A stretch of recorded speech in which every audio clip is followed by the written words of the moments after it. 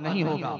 रब ताला का एहसान है और करम है कि हमारे दरमियान एक ऐसी अजीम मायानाज शख्सियत रौनक स्टेज हो चुकी है, जिनके शागिर्द और जिनसे इल्म हासिल करने वाले और जिनसे इल्म इलाही और इल्म नबवी हासिल करने वाले, जिनसे सीरत की किताब और अदब की किताब को पढ़ने वाले सिर्फ इस बिहार के सरजमीन पर नहीं बल्कि पूरे हिंदुस्तान में फैले हुए हैं। ये बात आपके इल्म में होगी कि वो अजीम शख्सियत इसी जिला बेगूसराय की है, जिनको हम और आप हजरत मौलाना मुफ्ती मोहम्मद खालिद हुसैन साहब कासमी नेमवी दामत बरकातहुम के नाम से जानते हैं, जो अल्हम्दुलिल्लाह हमारे जिला बेगूसराय के सदर मोहतरम भी हैं। वैसे तो होना ये चाहिए था कि हम इन जैसी अजीम शख्सियात के लिए अपना वक्त कुर्बान करते और एक मजलिस कायम करते जिससे उन पूरे मुकम्मल बयानात उनके होते और उनके खिताबात से हम महसूस होते और बहुत कुछ सीखने सुनने समझने को मिलता।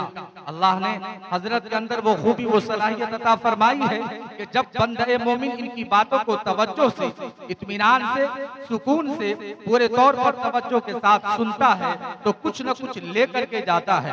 इनके बयान से, हजरत के खिताब से दिलों में उमंग पैदा होती है, हौसलों को परवान मिलता है और इंसान अमाल पर खड़ा उतरता है। अमाल का शौक और हिम्मत और हौसला का पैकर बन करके एक ताजा दम होकर के नई जिंदगी की शुरुआत करता है। अल्लाह ने इनके अंदर वो खूबी अता फरमाई है कि अपने पाक कलाम की मोहब्बत और उससे इतना शगफ अता फरमाया है कि पूरे जिला बेगूसराय के अंदर एक नई फिक्र पैदा कर दी है। अल्हम्दुलिल्लाह आयात बय्यिनात का पढ़ना, समझना और समझाने की कोशिश करना इनका खुसूसी अमल है। अल्लाह का करम है कि ये खिदमत इसी सरजमीन को हासिल है। मैं बहुत अरब एहतराम के साथ हजरत से गुजारिश करने जा रहा हूँ। होना तो ये चाहिए था कि हम हजरत से 1 घंटा 2 घंटा कम से कम खिताब सुनते और इनके मवाइज़ हसना से इस्तेफादा करते, लेकिन अफसोस कि वक्त की किल्लत दामनगीर है। मैं निहायत ही अदब एहतराम के साथ और माजरत के साथ कम अज कम हजरत से आधा घंटा की दरखास्त करता हूँ और दावत सुखन देता हूँ। उस्ताद मोहतरम आलिम रब्बानी फकीहुन नफ्स हजरत मौलाना मुफ्ती मोहम्मद खालिद हुसैन साहब कासमी नेमवी दामत बरकातहुम से, जो कि सदर जमीयत उलमा बेगूसराय हैं, हजरत तशरीफ लाएं और अपने कीमती खिताब से हम सामईन को नवाजें।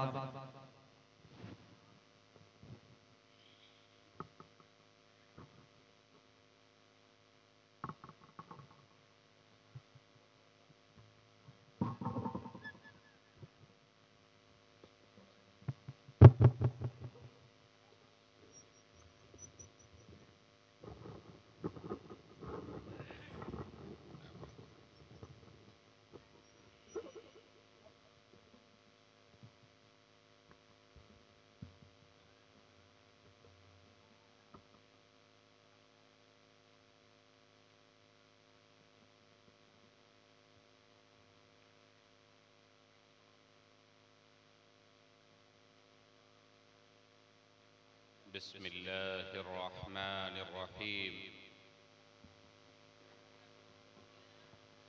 अल्हम्दुलिल्लाहि रब्बिल आलमीन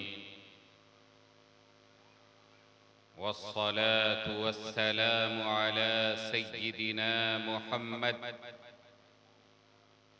खातिमिन नबिय्यीन व हबीबि रब्बिल आलमीन वअला आलिहि वसहबिहि अजमईन वमन तबिअहुम बिइहसानिन इला यौमिद्दीन। क़ाल अल्लाहु अज़्ज़ा व जल्ल फ़ी किताबिहिल अज़ीम वअतसिमू बिहब्लिल्लाहि जमीअन वला तफ़र्रक़ू।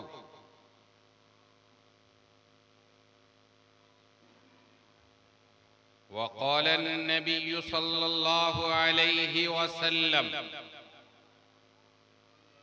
तरक्तु फ़ीकुम अमरैन ला तज़िल्लू मा तमस्सक्तुम बिहिमा किताबुल्लाहि व सुन्नतु नबिय्यिहि।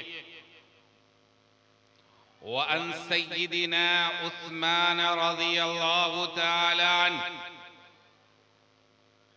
क़ाल क़ाल रसूलुल्लाहि सल्लल्लाहु अलैहि वसल्लम खैरुकुम मन तअल्लमल कुरआन वअल्लमह। रवाहुल इमामुल बुखारी फी सहीहिह। सदक़ल्लाहुल अज़ीम व सदक़ रसूलुहुन नबियुल करीम। हज़रात उलमाए किराम, सामाईने गिरामी क़द्र, बुजुर्गों, दोस्तों और पर्दे में तशरीफ फरमा काबिले एहतराम माओ और बहनों, इंतहाई खुशी और मुसर्रत का मकाम है कि आपकी इस बस्ती कटहरी में अजीमुश्शान इजलासे आम कुरान करीम की निस्बत से मुनाकिद हो रहा है। बुजुर्गों, कुरान करीम वो अजीम किताब है जिसे अल्लाह रब्बुल आलमीन ने पूरी इंसानियत की हिदायत के लिए नाजिल फरमाया। ये वो नूर है, ये वो किताबे शिफा है, ये वो किताबे रहमत है जिसके नुज़ूल पे अल्लाह रब्बुल आलमीन ने ये फरमाया कि ये इतनी बड़ी नेमत है कि तुम्हें इस नेमत पे खुशी का इजहार करना चाहिए, इस नेमत पे मुसर्रत का इजहार करना चाहिए।